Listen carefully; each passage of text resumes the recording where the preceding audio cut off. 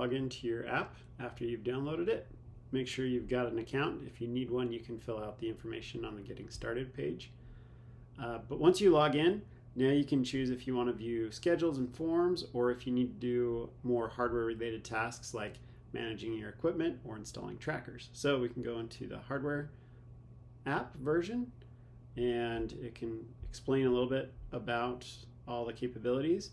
And then you want to make sure and enable the permissions. This allows us to connect to the trackers and put their location on the map in the right spot. So we're going to allow that all the time we're using Ribbiot. Get started. So you'll see we can create a new asset or choose one that's already there. So if somebody say they can go in on web and create an asset, then you could just select from a list. If this is your first time installing, there's nothing in web, you can go ahead and create an asset.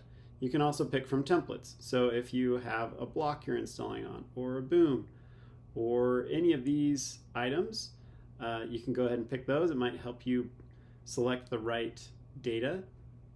We're going to choose something like a block, and we can call this the super cool block,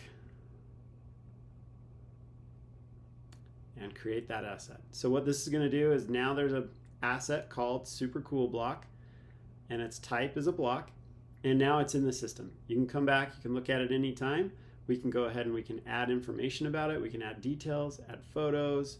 We can go through the hardware installation instructions to pair a tracker. So after we've installed the tracker, we can go ahead and pair one. And all we need to do is scan with NFC the tracker. So you just put your phone's NFC antenna up next to the frog on the tracker. And once you get there, you'll scan it.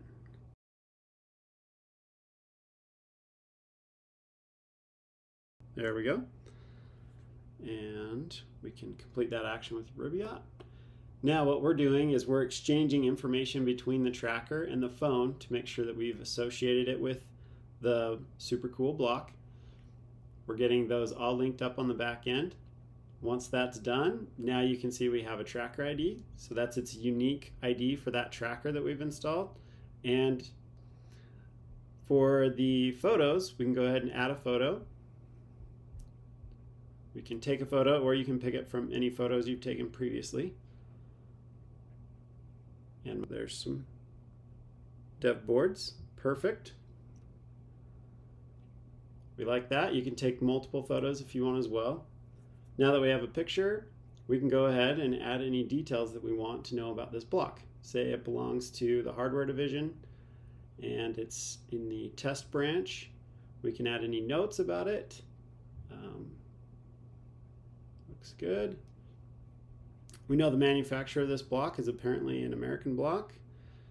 And any other information you want to add, you can go ahead and hit save. Now we've got a photo, we've added some asset details. We can manage our tracker in here if we need to do anything with the tracker. And now we've got an asset. So we can go back, we can look at this. We can look at it in our inventory. We know this is the super cool block. There it is. There's a super cool block by American. There you go. That's how you install and add details for a new asset. Now, for example, if you already had one in this inventory list, we can go back to the Install tab. We can choose an existing device.